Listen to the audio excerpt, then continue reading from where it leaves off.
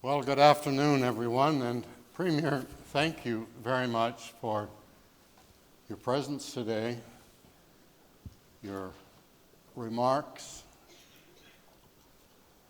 future-reaching remarks, and for your generosity to give up part of your time so that we'll be able to hear more today from the youth panel. Let me say a couple of things about the panel as way of introduction. A very long time ago, in the mid-1960s, when I went north, there was a very popular song written by a northern artist, and I'm not going to sing it. It was called "The Winds of Change Are Blowing Over the Big Land." And those winds of change are still blowing. And they have been the most favorable winds when you look back on history for the progress that we've seen.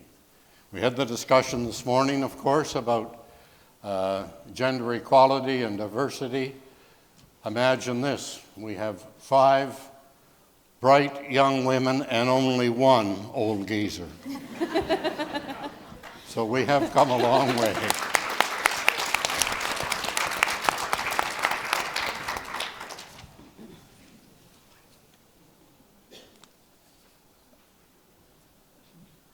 The panel today, there were going to be 3 panelists, and they looked at themselves and their geography and they say, we represent only one area of Canada and one area of the north, and we need to have a truly northern panel because it's a big country. Well, it is a big country. In fact, Canada is a northern nation, and I tell you what you have here on your panel today is Canada.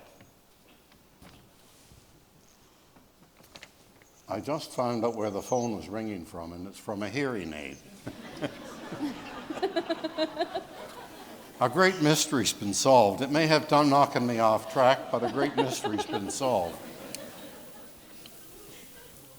But Canada is a northern nation, and consider the north of Canada, Yukon, the Northwest Territories, together larger than Greenland, Nunavut, in the northern part of the provinces, in Quebec, Nunavik, and in Labrador, Nunatsiavut.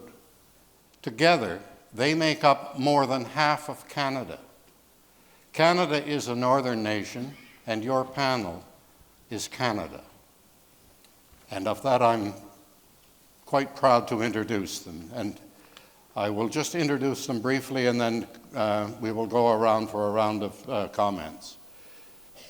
But Jacey Firth-Hagen is from the Mackenzie Delta area.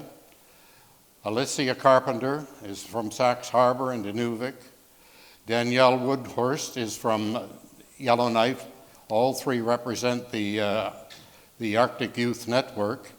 And then joining us also from the Students on Ice is Alianai Niviatsiak from Labrador, and Lianna Rice, also from the Students on Ice.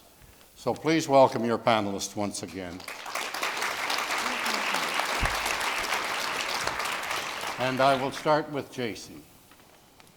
Dringwizi, good afternoon, and gutcha and ginjik.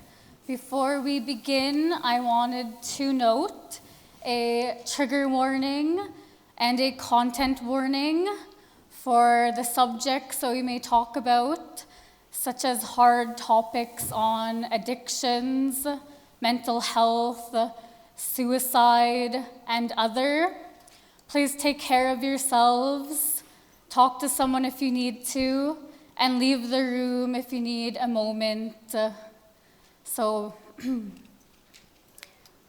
She, Jacey Firth-Hagen, Inuvik Ihli, Dinjiju, Shigonli. My name is Jacey Firth-Hagen. I'm Dinjiju Nitatkuchin from Inuvik Northwest Territories, Canada. I am here with the Western Arctic Youth Collective and Gutchin Council International, and I am a Students on Ice alumni.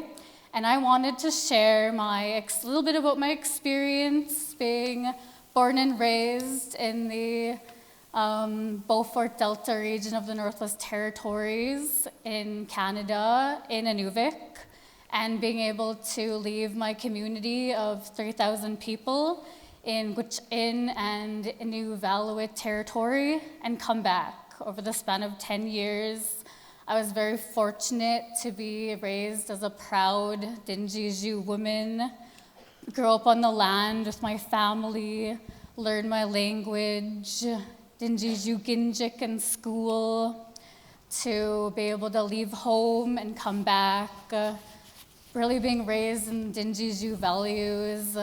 There are approximately less than 200 speakers of my language.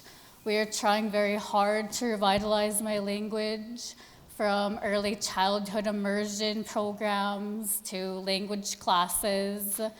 And I've been able to live around the Northwest Territories, Yukon, and Alberta, attending post-secondary. I've been able to travel nationally and internationally as a representative for Gwich'in Council International and Gwich'in Tribal Council, and now students on ICE. I've been able to share the importance of my language with creating hashtag Speak Gwich'in to Me, a social media campaign.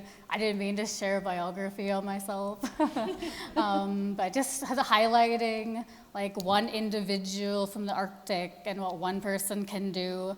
Looking at everyone, I'm just like thinking like I'm just like little Gwich'in girl from Inuvik, but I'm up here and I'm really up here with the love and support of my family and community and nation.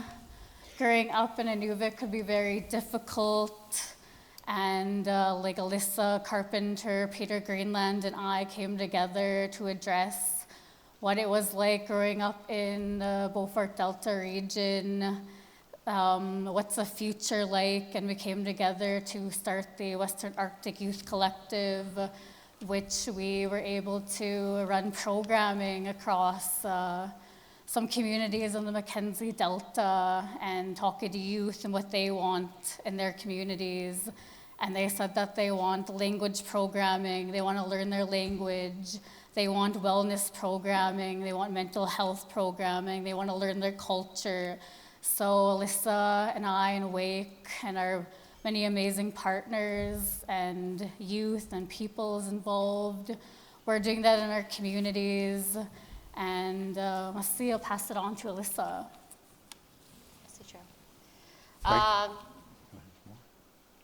Are you finished?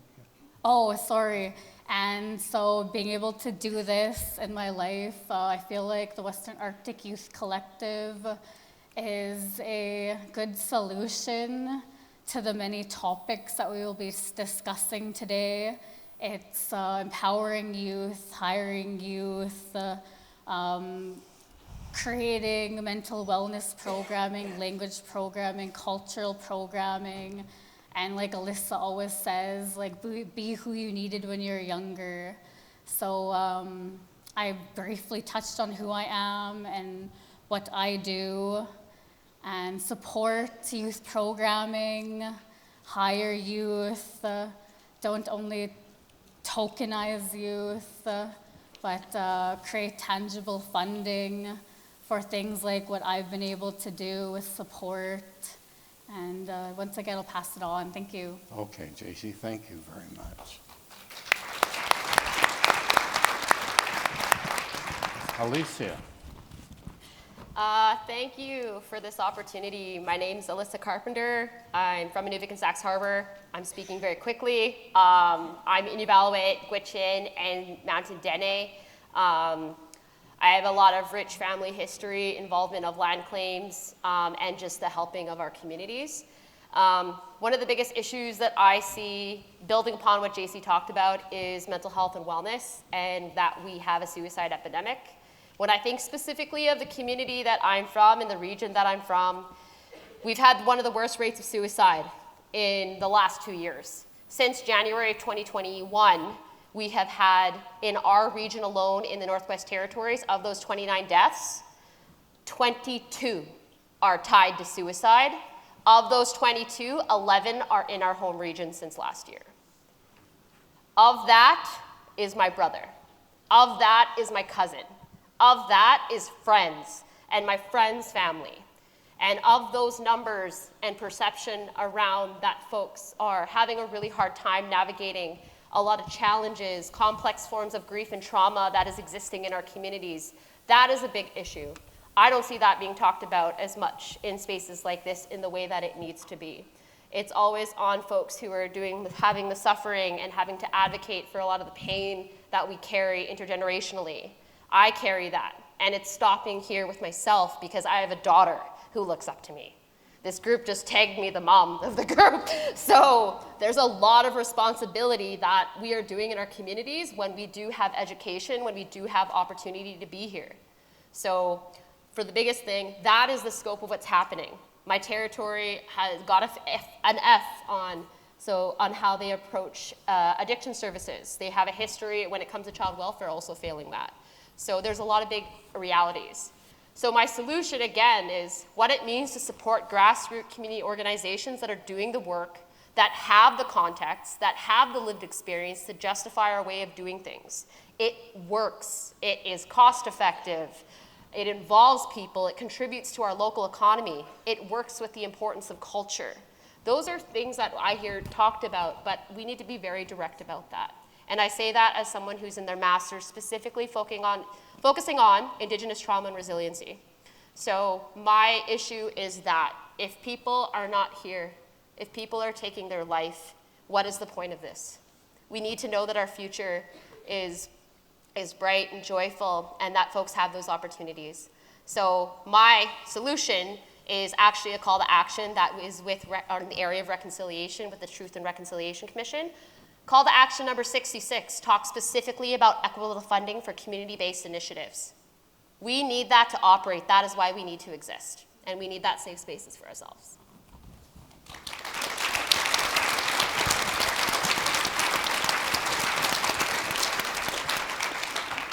Alyssa, I want to thank you for your straight talk and your honesty,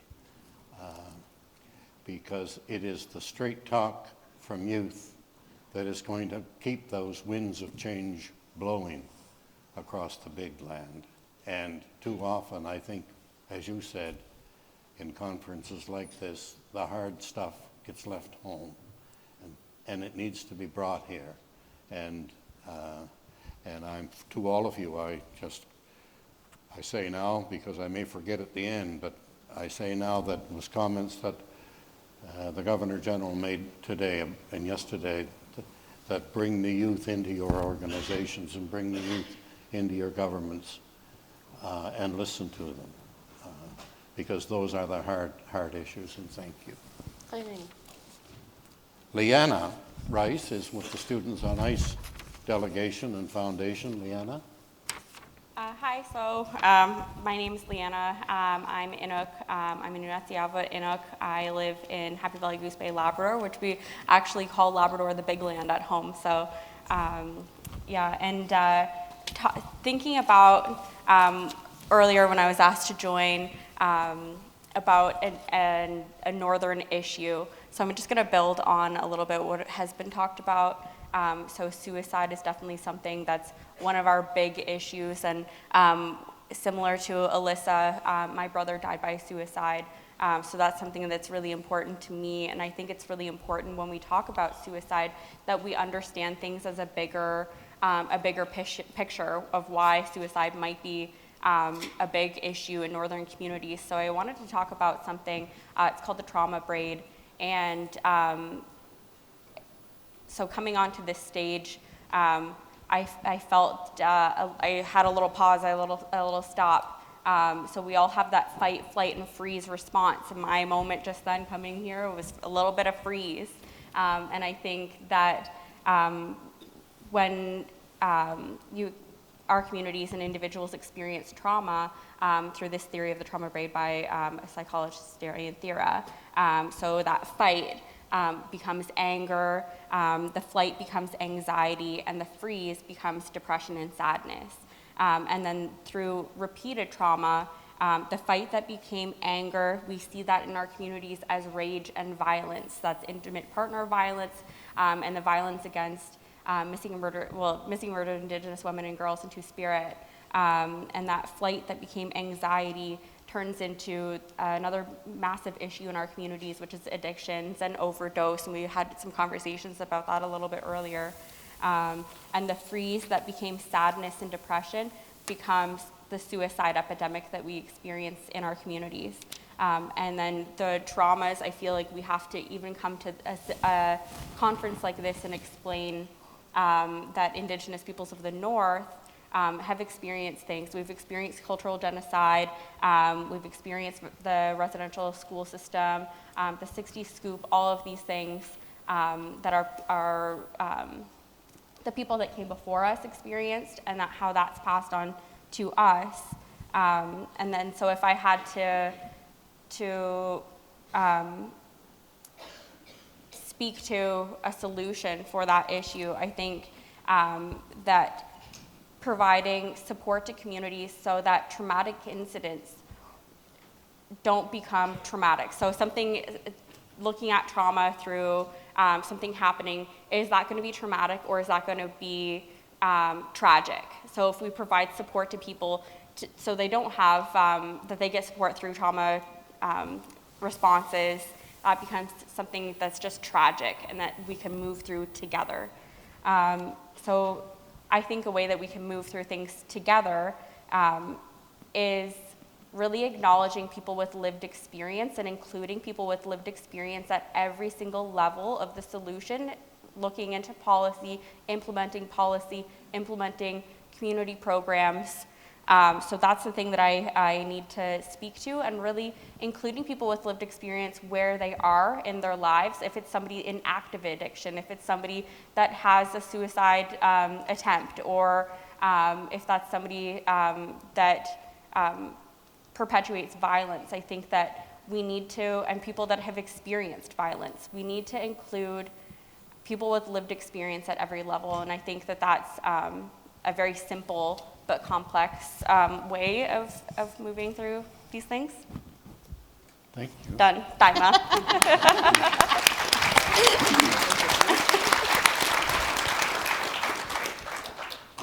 I'm noticing how everyone is so good on staying on their times. Thank you. Alianai Niviatsiak. Hey, nakomi. Alianai Niviatsiak. I currently live in Iqaluit, in Nunavut. I'm originally from Rankin Inlet. And just to kind of touch base on, to add to the kinds of themes that we've been talking about, just FYI, Lianna and I were asked to come here like an hour ago.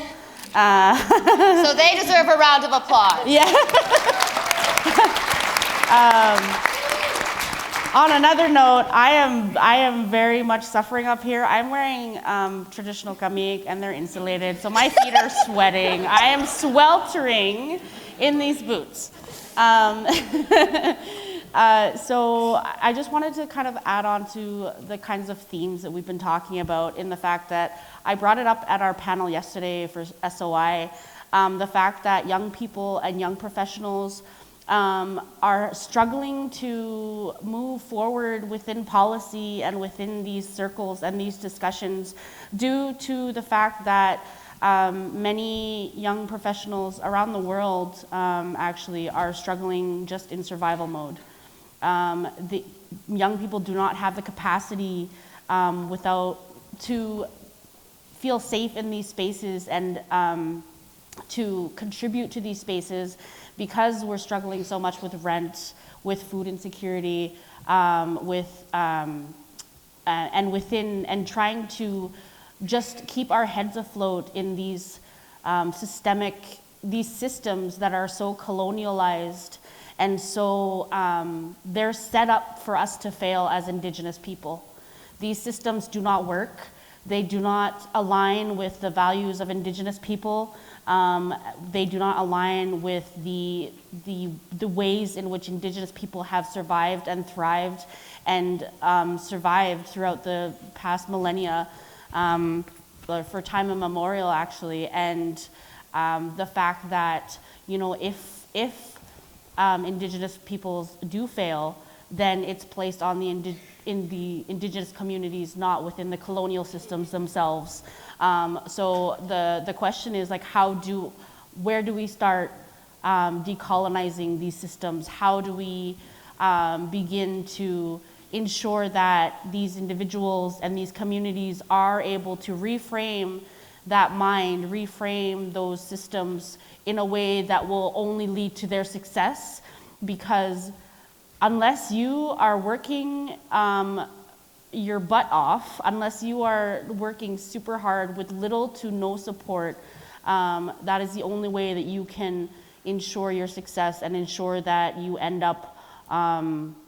ensure that you work your way towards breaking those cycles and fighting your way tooth and nail and claw in a way that will be seen as success, which also then leads to the tokenism, then leads to, ticking the box. I hired an Inuk from this place and that place, so my diversity board is complete.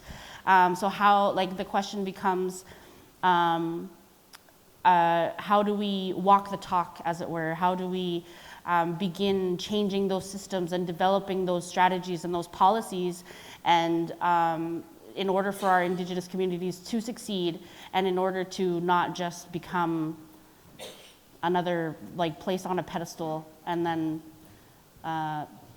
be surprised, if you will, when those expectations are not met. Thanks. Thank you.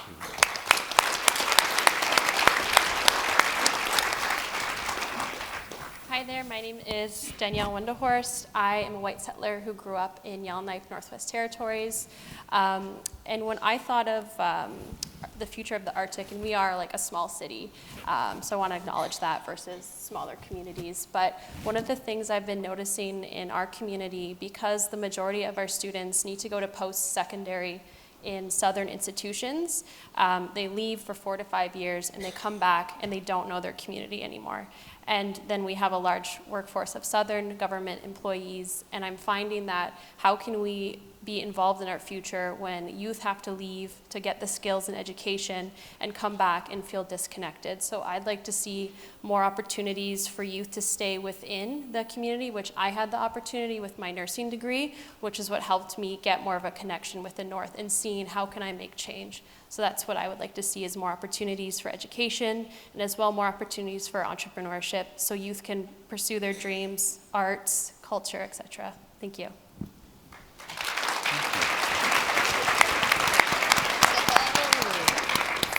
We could take a question or two from the floor. I have a question also, but we could take a question or two from the floor. Don't everybody speak at once. Don't be scared. Don't everybody speak at once. So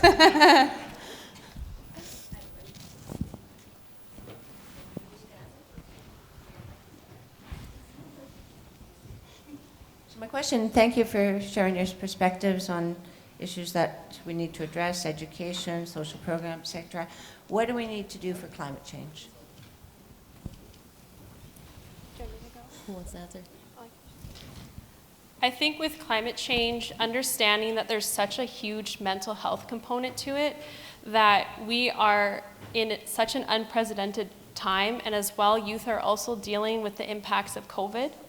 So there needs to be more mental health services, especially culturally appropriate for Indigenous youth, because we need to be able to have the tools to start addressing things. But like the theme, if you can understand, is youth are just trying to get by. And that's why you're not getting applications. So there needs to be more programs so then youth can be available and able to help and start addressing climate change early on.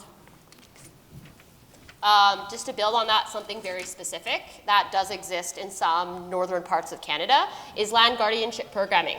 So land guardianship specifically works with community. They develop on the ground education that impacts, so they're monitors, they're researchers, it's supporting our hunters and trappers. It's also with an element of connecting to culture and mental health for community members, so it's passed on that knowledge transfer. So land guardianship is something that is starting to be recognized as valuable and impactful. So if I were to say something very specifically, make it part of your mandate, because then it gives that autonomy, that agency, that direct support for them to do that. And they are very much more familiar in seeing the direct impacts of climate change. Other comments? One more question from the floor, if there's one. Do I see a hand? Okay, go ahead.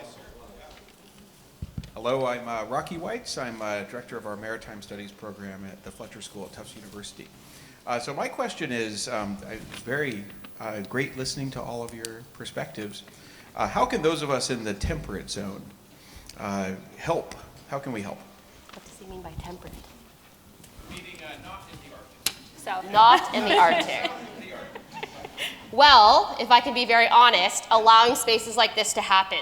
We approached ourselves and we're like, we can't, it's just NWT. So we got that support. They adapted to that. We shouldn't have to work that hard for that. As allies in the room, there's a lot of ways that you can contribute and understand the context and understanding of what we're emphasizing. Specifically in Canada, TRC calls to action, Missing and Murdered Indigenous calls to action. There are strategies that exist that governments have produced, that our land claims have done. So there's a lot of ways that folks who are not necessarily in the Arctic or in the North per se, but we know that we're having South come, invest, participate in bringing students up north for experiences. So there's a lot of ways on relationship building. All of us were raised that way. Relationships are integral with what we're doing. So there's a lot that individuals can do around the approaches, but I also would familiarize yourself with what exists in many of these, not only territories, but regions. So a lot of that is accessible information. Technology has allowed that to happen. So yeah, allowing space so that we have to fight for that. I'm just going to ask you a question about, I'm going to ask you all a general question about politics in a moment, but may I just add to what you said, Alyssa, that people can hold their member of parliament or their member of a legislative assembly to account by saying, what are you doing about suicide? Where are you on this position and where are you on that position? And how have you advanced that? And that's a political clout that everybody has. But for all of you who are youth, all of you are also part of the biggest demographic in the country. Can you use your own demographics, your own political clout, to move stronger into politics, either as candidates or holding politicians to account in every region at every level across the country? Is that part of your plan? I don't have plans on running personally because I think I'm needed on the ground as a mentor to help, because I think that's more impactful. To help individuals because I'm being trauma-informed trained in a very intricate kind of way. So for me, these intimate relationships is where I feel like I can, in hopes that someone has the skills, education, even just encouragements to do that, because it's very isolating when you do put your name forward to be in those type of roles. So I want to be in the background. I want to be that cheerleader, that auntie, that mom. They've already labeled me that. I want to do that for them because, again, I'm thinking of my child, I'm thinking of my nieces and nephews, I'm thinking of my little cousins. I want them to see a healthy role model directly in their community. If I get involved in politics, I get taken away from my home. So I need that connection back because I left. And I'm someone who has attempted to take their life. I'm someone who's overcome that. So, and I'm still someone in times when I'm not doing the best, I'm having thoughts of suicide. So how do I take care of myself in the best possible ways with understanding what I need? I need to be as connected as home and to my culture and my family as I can. That comes at a hard piece because of the trauma that's still very real in so many social inequality ways in our communities. So for me, I hope someone does, but I hope for us saying that we want you to, and we're here for you, and we'll support you. But personally, I want to be at home in community. Thank you all very much. And I'm sure I speak on behalf of the audience and others that you've left a very strong message, and you've left all of us with a very great deal to think about. So thank you all. Thank you.